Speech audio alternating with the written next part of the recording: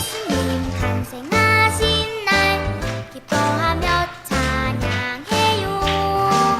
오늘은 예수님 탄생하신 날 성모와 감사해요.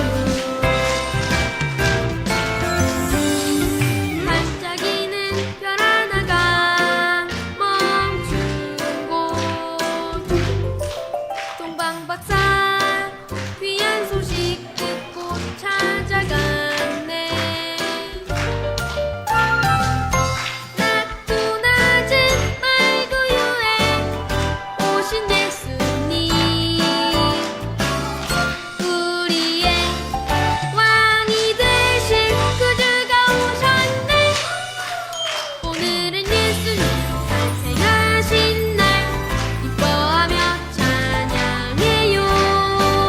오늘은 예수님 탄생하신 날 두 손 모아 감사해요.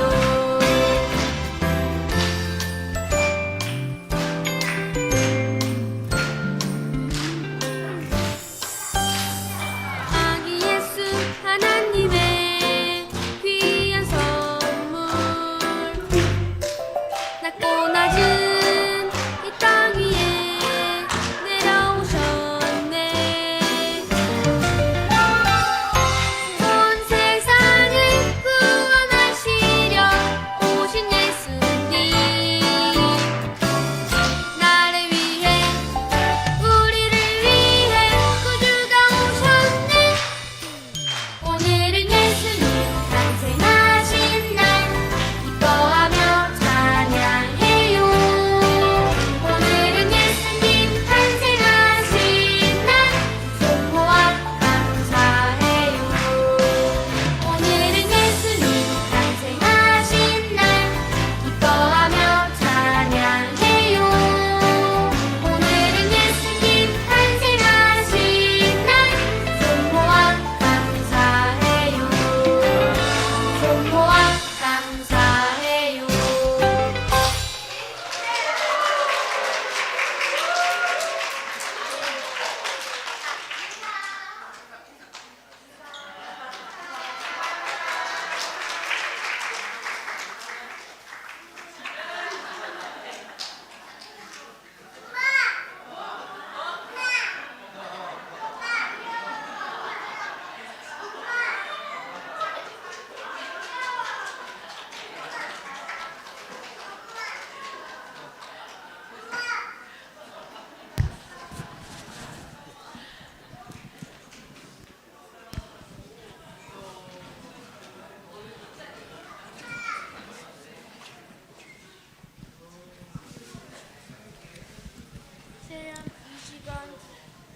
두 손으로 감고 세연 이 시간 두 손을 모으고 눈을 감고 함께 기도하시겠습니다.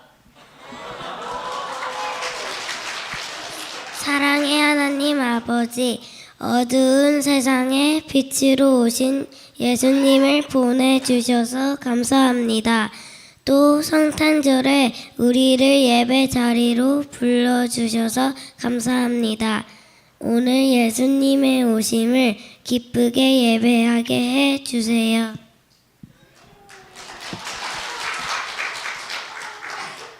예수님이 높은 곳이 아니라 낮은 곳으로 오셔서 감사합니다. 아기 예수님은 우리에게 오심을 통해 주님께서 우리를 얼마나 사랑하시는지 알게 해주셔서 감사합니다. 우리도 예수님처럼 사랑하며 살게 해주세요.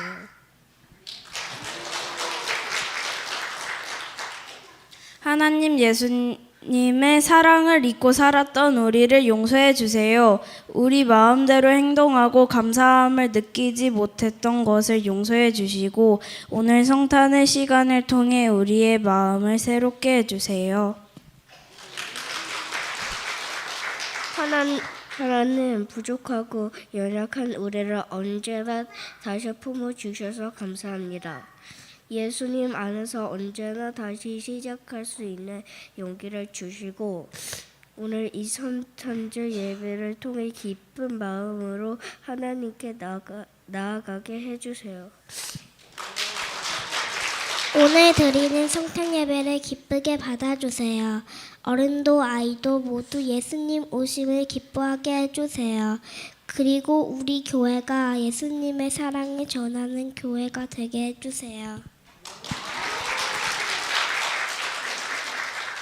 아기 예수님이 이 세상에 평화를 주시기 위해 오신 것을 기억합니다. 아프고 힘든 사람들에게 위로를 주세요. 또한 우리가 그 사람들에게 예수님의 사랑을 전할 수 있게 해주세요.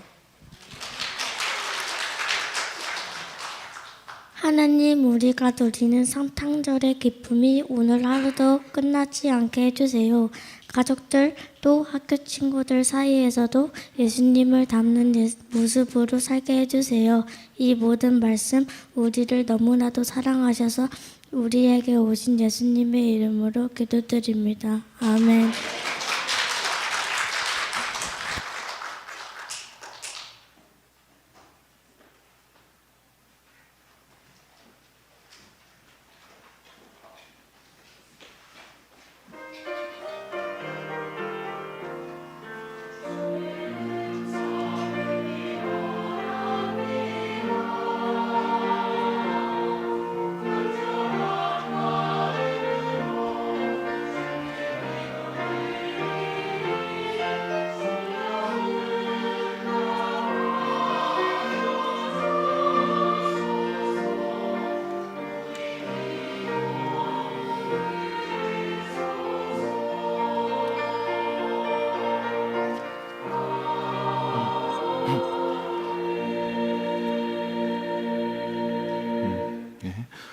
오늘 우리에게 주신 하나님의 말씀은 신약성경 누가복음 2장 1절부터 14절까지 말씀입니다. 허락하신 말씀을 봉독하겠습니다. 그때 가이사 아구스도가 영을 내려 천하로 다 호적하라 하였으니 이 호적은 구레뇨가 수리아 총독이 되었을 때 처음 한 것이라. 모든 사람이 호적하러 각각 고향으로 돌아가매 요셉도 다윗의 집 족속이므로 갈릴리 나사렛 동네에서 유대를 향하여 베들레헴이라 하는 다윗의 동네로 그 약속한 마리아와 함께 호적하러 올라가니 마리아가 이미 잉태하였더라. 거기 있을 그때 해산할 날이 차서 첫 아들을 낳아 강보로 싸서 구유에 누웠으니 이는 여관에 있을 곳이 없음이로라. 그 지역의 목자들이 밤에 밖에서 자기 양떼를 지키더니 주의 사자가 곁에 서고 주의 영광이 그들을 두루 비추매 크게 무서워하는지라. 천사가 이르되 무서워하지 말라. 보라, 내가 온 백성에게 미칠 큰 기쁨의 좋은 소식을 너희에게 전하노라. 오늘 다윗의 동네에 너희를 위하여 구주가 나셨으니 곧 그리스도 주시니라.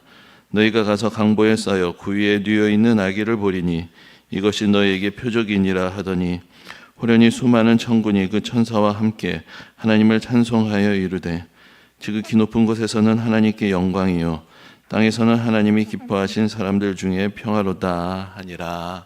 아멘.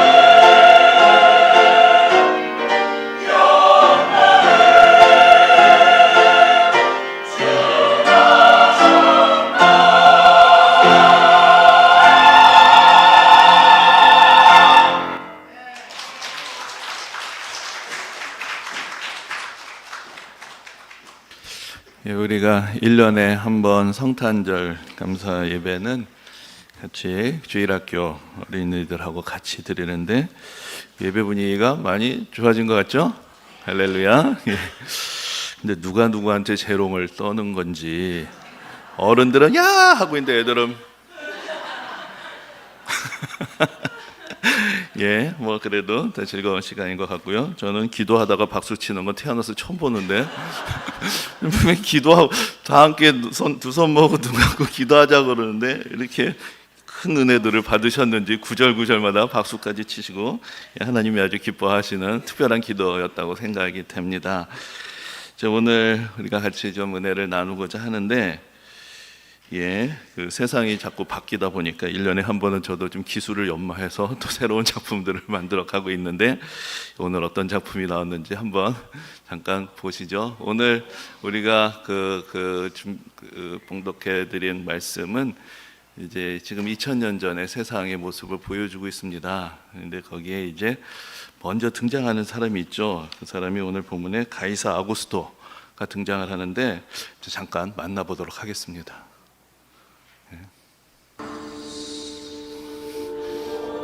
나는 로마 황제 아우구스투스다.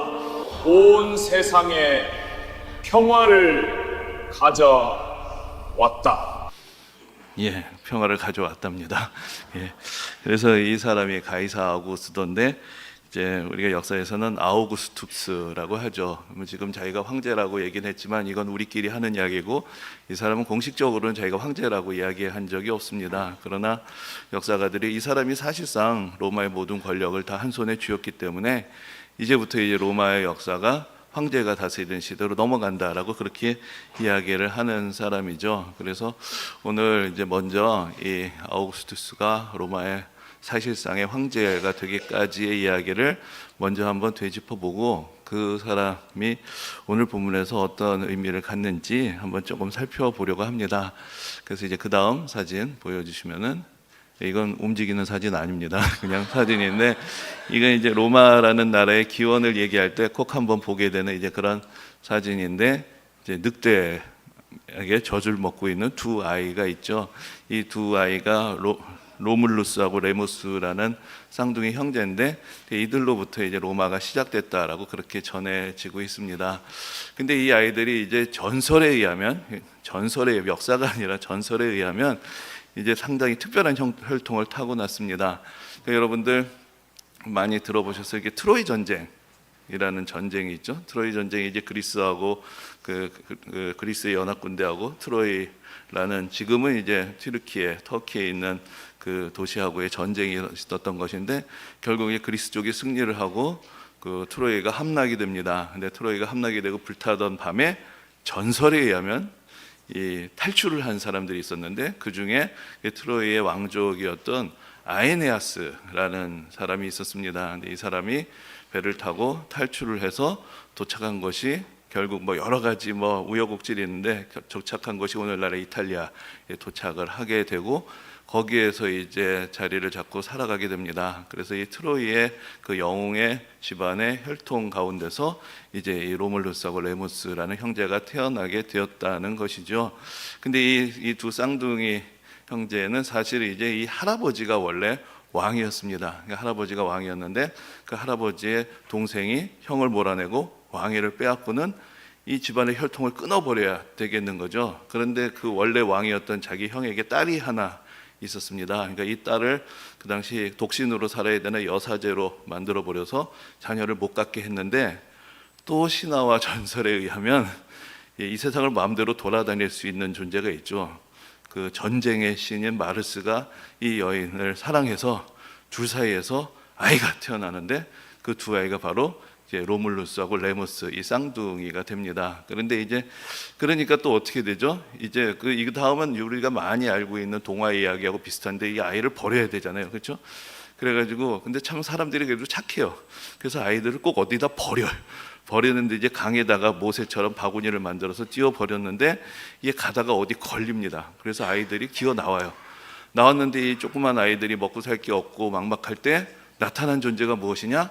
늑대가 나타났다는 것이죠. 늑대가 나타나서 얘네들이 늑대 젖을 먹고 크게 되는데 이때 이제 이 아이들을 키워주는 또 동화에 자주 등장하는 사람들이 있습니다. 양치기가 또 나타나서 이 어디서 왔는지도 모르는 아이들을 키워주게 됩니다. 그래서 이 아이는 원래 죽을 운명이었는데 양치기에 의해서 잘 자라나게 되고 나중에 자기의 신분의 비밀, 출생의 비밀을 알게 되죠. 그래가지고 결국은 세력을 모아서 자기 할아버지의 자리를 빼앗던 작은 할아버지를 몰아내고 할아버지를 다시 왕으로 세웁니다. 근데 이 두 형제가 좀 특이한 일을 하는데 자기들이 왕이 되려 하지 않고 할아버지를 왕으로 세운 다음에 자기들은 그동안 이제 힘을 모았으니까 거기서 떠나가서 새로운 나라를 세우기로 합니다. 그래서 세워진 나라가 로마라는 나라가 되는 것이죠. 그런데 이제 이 둘도 사이가 좋지 않았어요. 그래가지고 서로 어디에다가 나라를 세울 거냐 갖고 서로 싸우다가 이제 우리나라 옛날 그 고구려 뭐 시대 뭐 또 그런 게 있죠. 어디다가 나라를 세울 거냐 갖고 이제 막 서로 싸우는 이야기들이 있는데 이게 싸움이 좀 커졌어요. 그래서 결국은 이렇게 형이 동생을 죽이고 그리고 나라를 세우게 됐습니다. 그런데 형의 이름이 로물루스였어요. 그래서 로물루스의 이름을 따서 지은 나라가 로마다라고 그렇게 전해지는 것이죠. 근데 이건 다 전설입니다. 여러분 너무 많이 따지시면 안 되고. 그래서 이제 로마라는 나라가 세워지게 되었는데 사실 이 이야기가 갖고 있는 하나의 좀 어두운 그림자가 있습니다. 그러니까 로마라는 나라가 상당히 화려하고 어떤 서양 문명의 토대를 놓은 것 같은 이제 그런 문명이지만 그 기원을 거슬러 올라가 보면은 늑대의 젖을 먹고 자라고 그 다음에 군대의 신의 피를 타고난 아이들, 그 형제들 간의 다툼이라는 이야기가 처음부터 깔려 있는 것이죠. 근데 이제 그 다음 장면 보여주실까요?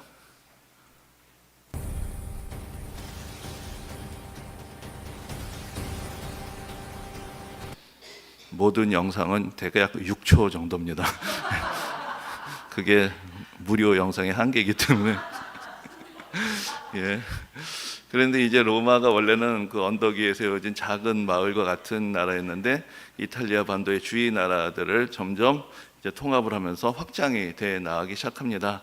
그래서 이제 이탈리아 반도를 다 차지하는 이제 그런 나라가 되는데 사실 이제 처음부터 어떤 대단한 정복을 하려고 했다기보다는 그 당시에는 뭐 그리스도 그랬지만은 여러 작은 도시 국가들이 서로 다투는 과정에서 어떤 면에서 처음에 시작은 이제 생존을 위해서 시작을 했다고도 볼 수가 있겠지만 그러나 그 생존의 과정을 너무 잘 적응을 했던 것이죠. 그래서 결국은 이탈리아 반도 전체를 이제 차지하게 됩니다. 그런데 이탈리아 반도 안에 있을 때는 옆에 있는 마을들, 옆에 있는 도시들이 위협이 됐는데 이탈리아 반도 전체를 차지하고 나서 보니까 결국은 그 당시에 이탈리아가 있었던 그 지중해를 놓고 또 다른 더 거대한 위협을 만나게 됩니다. 그 다음 사진을 보시면은 그 얘기를 빼먹었구나. 순서가 죄송합니다. 이거부터 말씀드릴게요. 그래서 로마가 이 장면은 뭐냐면 일단 6초입니다. 너무 많은 거 기대하시면 안 돼요. 이 장면은 이제 로마가 그 처음에는 왕이 있었습니다. 왕이 있었는데 폭군을 몰아내고는 이 사람들이 왕을 더 이상 두지 않기로 합니다. 그래가지고는 이제 집정관이라는 제도를 택하게 되죠. 그래서 이제 집정관이라는 것은 오늘날 대통령하고 비슷하다고 할 수 있는데 특이한 것이 있는데 임기가 1년이고 2명씩 뽑습니다. 그러니까 이 권력이 한 사람에게로 집중되는 것을 막았던 것이죠. 그런데 이제 집정관이 했던 중요한 역할이 사실은 군대의 사령관이 되는 것이었고 또 행정을 같이 아우르는 이제 그런 역할을 하게 됩니다. 그랬는데 아까도 말씀드렸지만 이제 이 작은 나라가 이제 퍼져 나가기 시작하는데 이 군대를 너무나 효율적으로 잘 이렇게 운영을 한 것이고 여러 가지 경험들을 잘 쌓아서 이 이탈리아 반도 전체를 이제 차지할 수 있는 데까지 이제 이르게 됩니다. 그래서 이제 이탈리아 반도를 차지하게 된 그 이 로마에게 나타난 그런 새로운 대적이 있었습니다. 그래서 한번 보실까요? 그다음 이거 움직이지 않습니다. 그냥 지도입니다. 그래서 빨간 것이 이제 이탈리아 반도고 거기를 이제 로마가 차지하게 됐는데 그 바로 바다 건너에 카르타고라는 나라가 있었는데 그 당시 사실 이 지중해 전체는 카르타고의 세계라고 할 만큼 카르타고가 아주 탁월하게 그 무역을 장악하고 지중해를 지배하고 있었죠. 그러니까 이제 로마 입장에서는 이탈리아 반도를 차지하고 나니까 바로 카르타고라는 그런 대적을 마주치게 되고 결국은 이제 지중해 패권을 놓고 로마하고 카르타고가 한판 승부를 벌이게 되는 이제 그런 상황이 됩니다. 근데 여러분들 카르타고 하면 유명한 장군이 있죠. 누가 있죠? 한니발이라는 장군이 있고, 그럼 또 뭐가 생각나시나요? 한니발이 코끼리 부대를 이끌고 로마의 뒤통수를 치기 위해서 바다 건너가서 알프스 산맥을 넘어서 거꾸로 위에서 쳐들어왔다라는 그런 이야기가 있는데, 어떻게 싸웠는지 잠깐 한번 보실까요?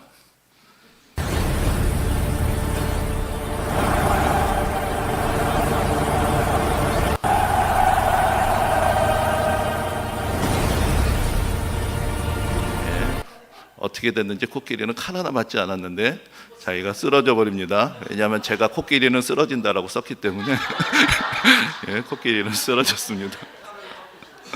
예, 칼을 맞고 쓰러진 건 아니고 그냥 프롬프트에 의해서 쓰러지는 코끼리 보셨는데, 예, 그렇게 해서 이제 그 지중해를 놓고 카르타고와 로마가 서로 대립을 하다가 결국은 상당히 카르타고는 그 당시 이미 상당한 파워를 갖고 있는 나라였기 때문에 로마로서는 상당히 버거운 상대였습니다. 그러나 결국은 로마가 악착같이, 이 로마 사람들이 엄청난 끈기가 있고 모든 패전으로부터 새로운 교훈을 배우고 그 군대를 보강하면서 힘을 키워나갑니다. 그래서 큰 나라가 거의 망할 뻔한 위기를 겪었지만 결국은 카르타고를 물리치게 되죠. 그러고 나니까 이제 지중해 세계의 패권을 차지하게 되고 로마의 군대가 이제 전 세계로, 지중해 세계로 뻗어나가게 됩니다. 잠깐 한번 보실까요?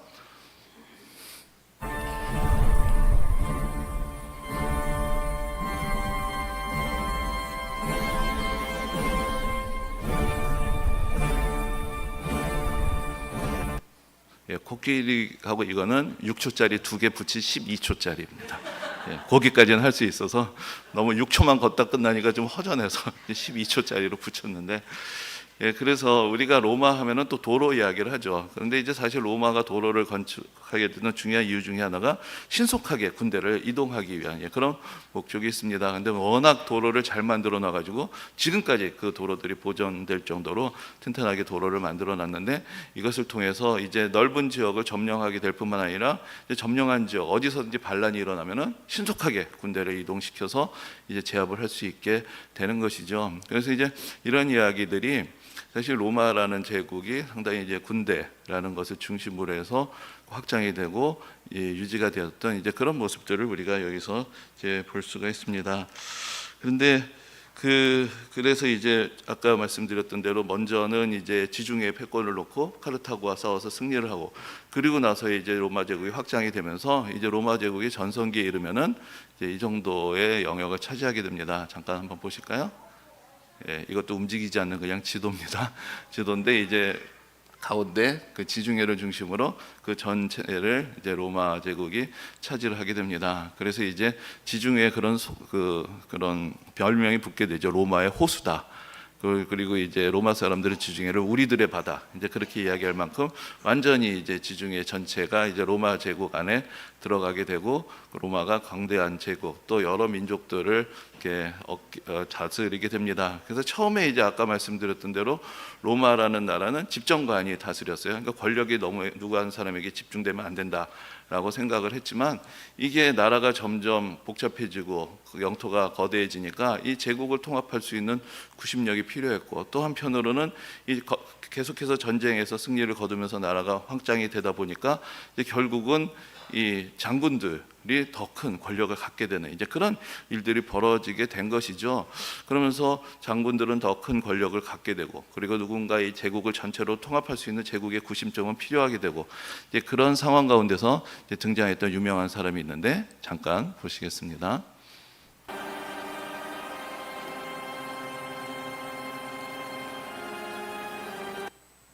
6초입니다. 너무 기대하시면 안 돼요. 예, 그래서 여기 잠깐 모습을 이렇게 재현한 사람이 이제 카이사르라는 사람인데, 이제 이 사람이 로마 제국이 팽창하는데 중요한 기여를 합니다. 그러니까 처음에는 지중해 쪽으로, 남쪽으로 팽창을 하게 됐죠. 그런데 이 카이사르가 사실은 한니발한테 뒤통수를 맞았잖아요. 그 알프스 건너서. 그래서 이제 알프스 넘어서 오늘날의 이제 프랑스, 독일까지 이르는 그 지역으로 이 로마가 팽창을 해서 나가게 되는데 큰 공을 세우게 됩니다. 그러면서 엄청난 인기를 얻게 되죠. 그리고 이제 이 사람이 전쟁을 끝나고 이제 돌아오는데 원로원에서 이게 경계를 하게 돼요. 그래서 너 군대를 갖고 들어오지 말고 너 혼자 군대다 해산하고 너 혼자 들어와라 라고 이야기를 했는데, 우리도 서울에 보면은 북쪽에 이제 세검정이 있죠. 세검정이 장수들이 북쪽에서 올 때 칼을 씻는다, 뭐 그래서 세검정이라고 한다고 하는데, 거기 이제 루비콘 강이라는 강이 있었어요. 그러니까 이거를 넘어서는 무장을 하고 들어오면 안 되는 거예요. 그런데 이제 카이사르가 그 원로원의 요청을 거부하고 군대를 이끌고 루비콘 강을 건너면서 유명한 얘기를 하죠. 주사위는 던져졌다, 일종의 도박판이다 이거죠. 이제 살든지 죽든지 둘 중에 하나다 하고 그 로마로 진군을 해서 결국은 찍도 못하고 모든 권력을 다 차지를 하게 됩니다. 그래서 사실상 이제 종신 독재관이 되는데, 그러니까 로마의 원래 정신은 한 사람이 모든 권력을 차지하는 것이 아니라 권력을 분산하고 공화정의 어떤 이상을 지키는 것이었는데, 그 카이사르가 그것을 배신했다라고 생각한 사람들이 자기의 또 동료까지 포함해서 결국은 카이사르를 암살을 하게 되죠. 그래서 이제 카이사르가 죽고 그 독재자가 사라진 것이 아니라, 그러니까 하나의 권력을 이 사람이 모두가 다 갖고 있다가 이 사람이 죽으면서 사실 제국에 큰 혼란이, 로마 세계에 큰 혼란이 오게 됩니다. 그때 그 혼란을 수습하면서 새로운 권력을 얻게 된 사람이 이제 옥타비아누스라는 사람인데, 이 사람이 카이사르의 아들은 아니고 양자였습니다. 족보가 조금 복잡한데 누이 동생의 딸의 아들, 뭘까요? 뭐 외종손자라고 그러나, 그런데 누이 동생의 딸의 아들을 자기 양자로 삼았습니다. 그래서 이제 자기 후계자로 삼았는데, 이 사람이 카이사르의 후광을 등에 업고 또 실제적으로 또 탁월한 전략과 자기의 욕망을 가지고 로마를 다시 재패를 하게 되는 것이죠. 그래서 그 다음 장면을 보시면은,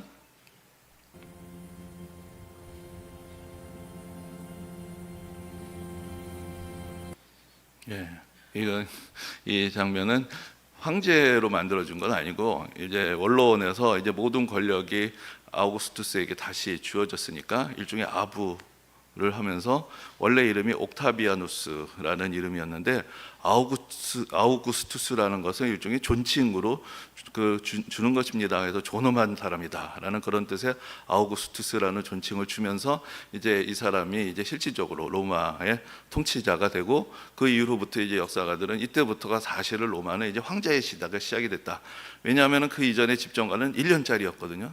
그런데 이제 그 룰들이 깨지기 시작하고 이제부터는 평생 권력을 갖게 되고 그 제국을 통합해서 다스리게 되고, 또 그 권력이 뭐 항상 그랬던 건 아니지만 세습이 되는 그런 새로운 체제로 넘어가게 된 것입니다. 그러니까 그 사람이 바로 앞에서 나는 로마의 황제 아우구스투스다 했던 이제 그 아우구스투스가 되는 것이죠. 근데 이제 로마 황제들이 권력을 차지하고 로마 제국이 여러 가지로 체계적인 발전을 하게 됩니다. 그래서 그 다음 보실까요? 진짜 로마의 모습이 이랬는지 잘 모르겠는데 이랬답니다. 이렇게 해서 로마가 그 여러 가지 뭐 건축물들을 짓고 도로를 닦고 또 로마 법으로 여러 가지 체제들을 정비하면서 로마가 점점 지중해 전체를 통합하고 다스리는 세력으로 그렇게 발전을 해 나가고 있었습니다. 그런데 이러한 평화의 이면이 있죠. 앞에서 말씀드린 대로 로마가 이러한 세계를 이끌고 또 지배하는 데 있어서 결정적인 역할을 했던 것들은 군대였고, 또 로마가 팽창이 되면서 많은 포로들이 잡혀오게 되고 이들이 또 노예로서 또 많은 고통을 겪고 또 로마 제국을 건설하는데 또 기여를 하게 됩니다. 그래서 잠깐 그 다음 장면을 한번 보시면은,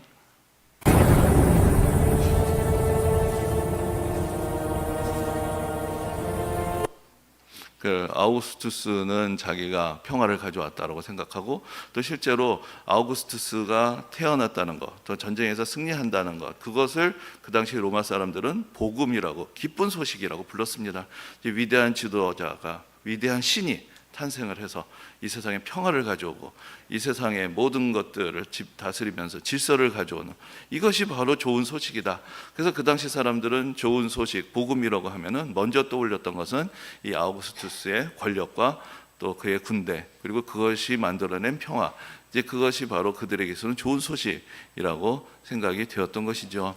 근데 이제 이 아우구스투스가 이제 전 제국을 다 장악을 하고 이제 더 많은 세금을 걷어들이고 군대를 양성하고 나라를 더 강하게 만들기 위해서 이제 세수 기반을 위한 인구 조사를 하게 되고 이제 다 자기 고향으로 돌아가서 이제 호적을 하라는 그런 이야기를 하는 장면. 이게 그것이 이제 오늘 본문의 이제 첫 장면이 됩니다. 그래서 잠깐 보시면 이렇습니다.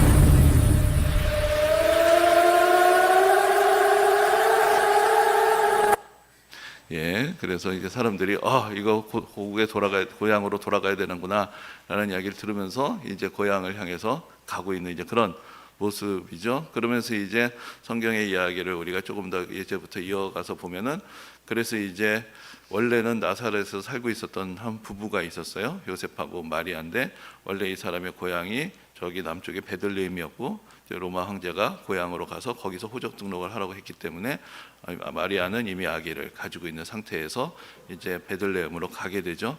그러면서 이제 우리가 알고 있는 성탄의 이야기가 시작이 됩니다. 근데 이제 그날 밤에 한번 장면을 보실까요?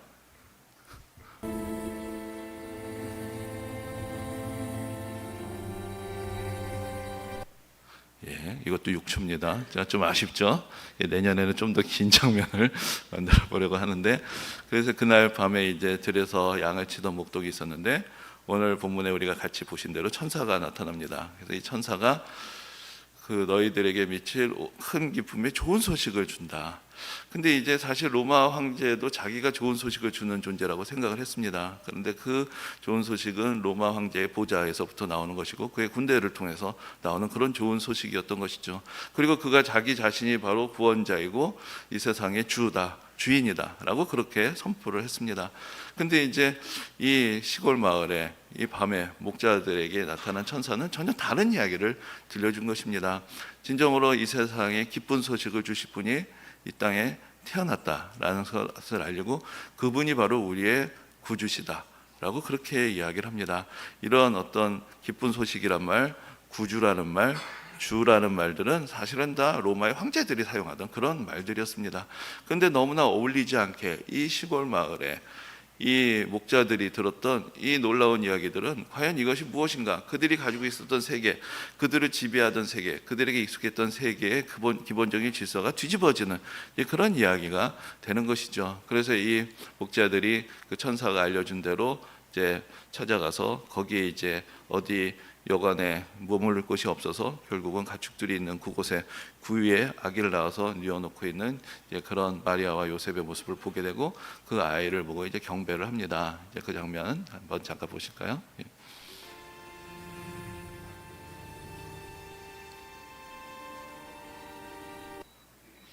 예, 그래서 이렇게 로마 황제의 모습하고는 전혀 다른 그 당시 사람들이 지향하던 어떤 권력의 세계, 또 그것이 빚어내는 전쟁의 세계하고는 전혀 다른 고요한 평화, 그 가운데서 태어난 한 아기의 모습, 거기서부터 이 세상의 역사는 전혀 다른 방향의 하나님의 은혜의 역사가 시작이 되었던 것입니다.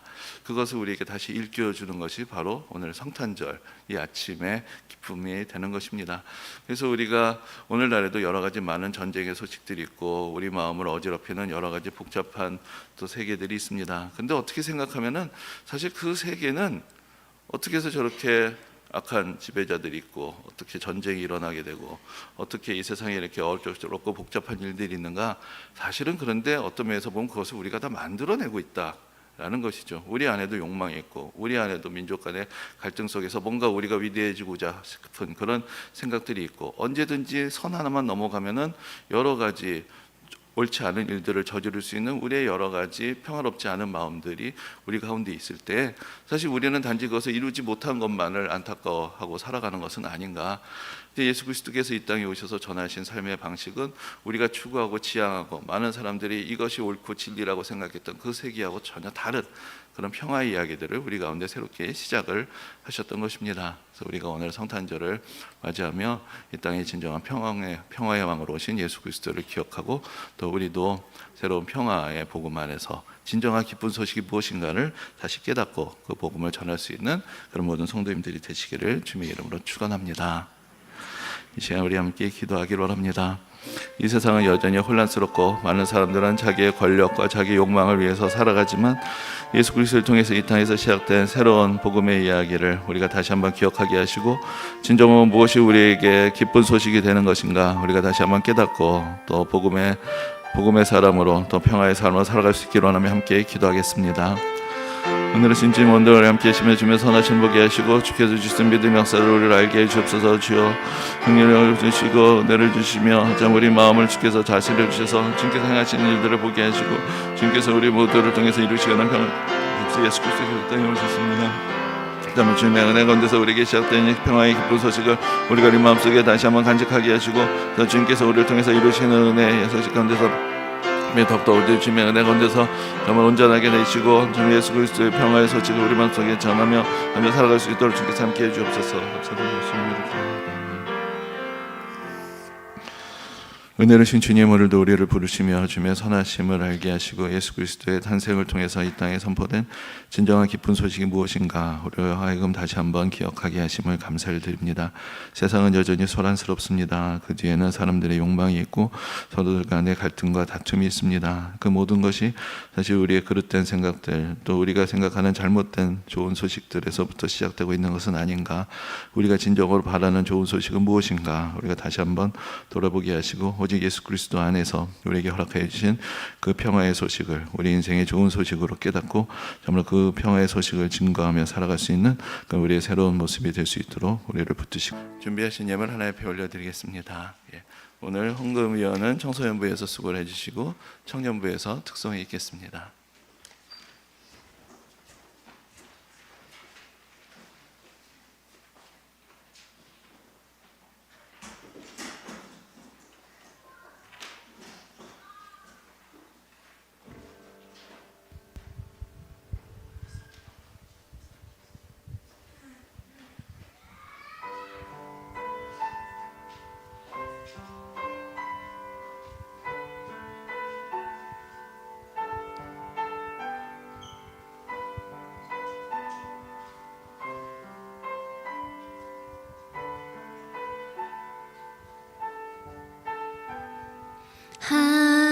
하나기의 울음소리 마구간 가득해 주의 부모 앉아서 감사를 드리네.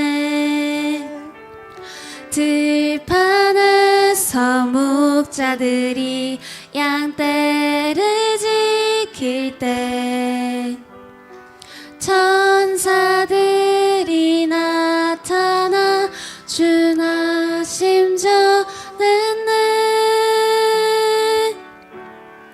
예수는 구원자 생명의 그 이름 평화의 왕이 나셨네. 주 앞에 엎드려 경배를 드리네. 하늘의 영광 찬양해.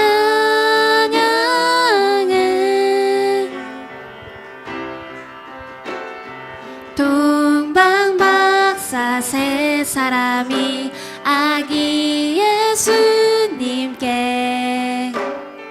가장 귀한 예물로 경배를 드리네. 큰 기쁨의 이 소식을 온 땅에 전하세. 이 땅에 오신 예수 그는 그리스도 예수는 구원자 생명의 그 이름 평화의 왕이 나셨네. 주 앞에 엎드려 경배를 드리네. 하늘의 영광 찬양해. 예수는 구원자 생명의 그 이름 평화의 왕이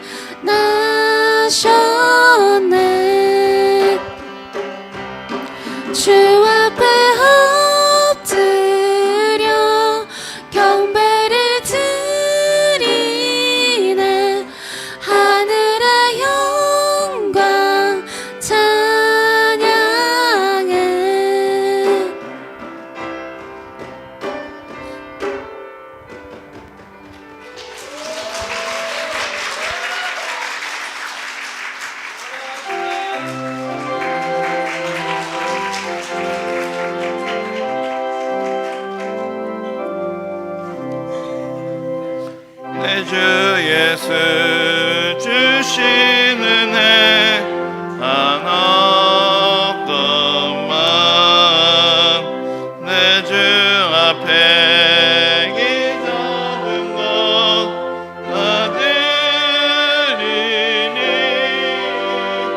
주 예수여 내 정성을 받으소서. 은혜로우신 하나님 아버지, 주 예수 그리스도께서 이 땅에 오심을 기억하며 축하하는 복된 성탄절 아침, 또 주님 앞에 나올 때 거저 나오지 아니하며 우리의 감사와 찬양의 마음을 담아서 또 정성껏 준비한 예물을 주님 앞에 올려드립니다. 이 예물과 함께 이 예물이 사용되는 곳곳마다 참으로 주님께서 이 땅에 탄생하신 복된 소식이 널리 전파되게 하시고 모든 사람들의 마음 가운데 진정한 좋은 소식, 진정한 평화의 소식이 그들의 마음에 깃들이며 이 세상이 주님께서 기뻐하시는 더 아름답고 선하고 평화로운 세상으로 변화되어 갈 수 있도록 주님께서 은혜 베풀어 주옵소서. 감사드리며 예수님 이름으로 기도합니다. 아멘.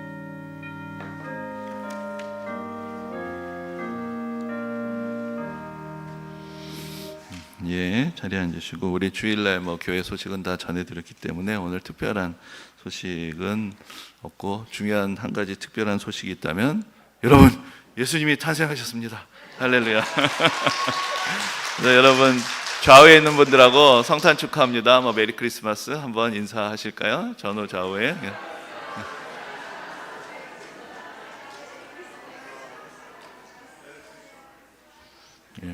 또 한 가지 좋은 소식이 있습니다. 그 예수님이 또 오신답니다. 할렐루야. 언젠지는 잘 모르는데 그래서 또 오신답니다. 그러니까 그 믿음 가지고 또 성탄의 기쁨을 더 크게 느끼시는 복된 날 되시기 바랍니다. 그래서 우리가 해마다 성탄절이 되면 이렇게 교회 학교하고 같이 이제 예배를 드리는데 오늘뿐만 아니라 여러분들 항상 또 교회 학교에 많은 관심 가져주시고 서로 간에 이제 믿음의 다음 세대들이 또 내 가운데서 잘 성장하고 또 은혜의 결실들을 맺을 수 있도록 기도해 주시면 감사하겠습니다. 그리고 여러분들은 산타 할아버지는 안 오셨을지 몰라도 교회에서 뭔가 좀 드리는 게 있어야 되겠죠. 그래서 오늘 달력이 나갑니다. 달력 2026년도 달력을 나눠 드립니다. 내려가실 때 꼭 받아서 가시고 새해에도 하나님께서 베풀어 주시는 놀라운 은혜의 하루하루가 되시기를 바랍니다. 오늘은 식사 제공은 특별하게 하지 않습니다. 그래서 여러분들 가족과 함께 좋은 시간을 보내시기를 바라고 또 우리가 또 주일날 또 같이 만나서 또 아름다운 교제의 시간들이 있겠습니다. 특별히 이번 주일이 올해의 마지막 주일이고 그때 이제 여러분들 많은 분들이 참여해 주신 통독상 그리고 전도상 또 교회학교 졸업식 들은 행사들이 있습니다. 그래서 그리고 이제 12월 31일 또 그날도 수요일인데 저녁 11시에 이제 송구영신 예배가 있겠습니다. 여러분들 기억해 주시면 감사하겠습니다.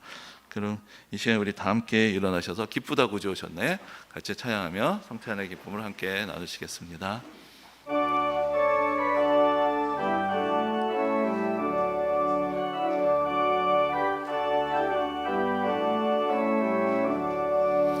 기쁘다 구주 오셨네 만백성 맞으라 온 교회여 다 일어나 다 찬양하여라 다 찬양하여라 다 찬양하여라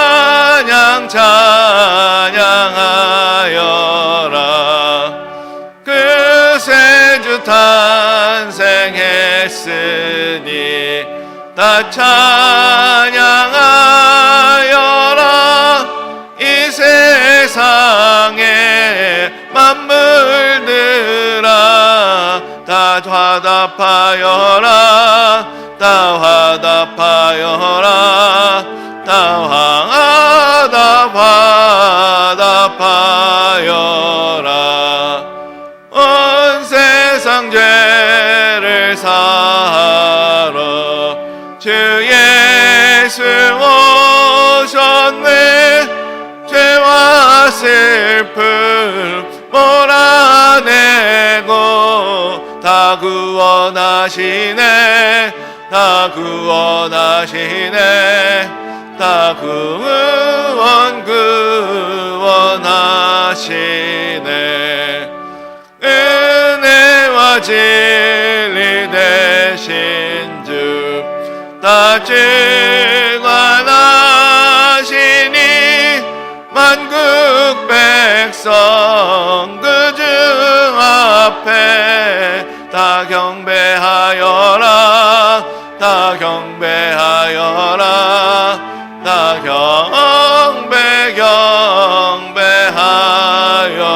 경배하여라.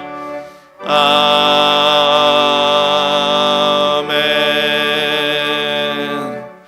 이제는 우리 주 예수 그리스도의 은혜와 하나님 아버지의 극진하신 사랑하심과 성령님의 감화 감동 교통하심이 성탄의 기쁨과 성탄의 좋은 소식을 마음에 담으며 이 세상 가운데서 그 성탄의 평화의 소식을 전하며 살아가는 주님께서 기뻐하시는 모든 주님의 백성들에게 지금부터 영원까지 함께 하시기를 간절히 축원합니다. 아멘.